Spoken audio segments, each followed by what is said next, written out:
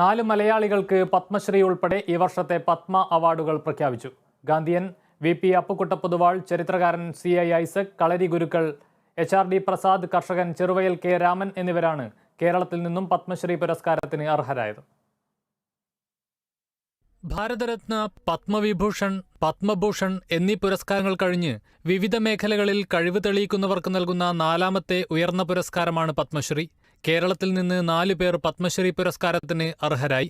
Gandhian VP Appukutta Poduval, ചരിത്രകാരൻ CI Isaac, കളരി ഗുരുക്കൾ SRD Prasad, കർഷകൻ Cheruvayal K Raman എന്നിവരാണ് അഭിമാന നേട്ടം സ്വന്തമാക്കിയത്.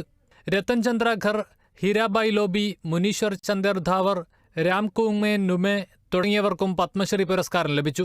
കേരളത്തിൽ നിന്ന് പത്മശ്രീ പുരസ്കാരം സ്വന്തമാക്കിയ VP അപ്പുക്കുട്ട പൊതുവാൾ സ്വാതന്ത്ര്യസമര സേനാനിയാണ്. 1942 ക്വിറ്റ് ഇന്ത്യ പ്രക്ഷോഭത്തിൽ പങ്കെടുത്തിട്ടുണ്ട്.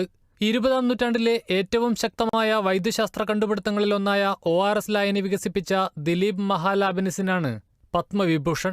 രാജ്യത്തെ 2ാമത്തെ പരമോന്നത പുരസ്കാരമാണ് പത്മവിഭൂഷൺ. മരണാനന്തര ബഹുമതിയായാണ് നൽകിയത്. 5 കോടിയോളം പേരുടെ ജീവൻ രക്ഷിക്കാൻ സാധിച്ച ORS ലായനിയുടെ കണ്ടുപിടുത്തം തന്നെയാണ് ഇദ്ദേഹത്തെ പുരസ്കാരത്തിന് അർഹനാക്കിയത്.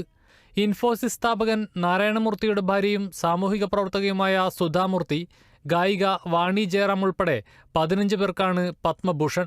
റിപ്പബ്ലിക് ദിനത്തോടനുബന്ധിച്ചാണ് പത്മ പുരസ്കാരങ്ങൾ പ്രഖ്യാപിച്ചത്. News desk, Kerala vision news.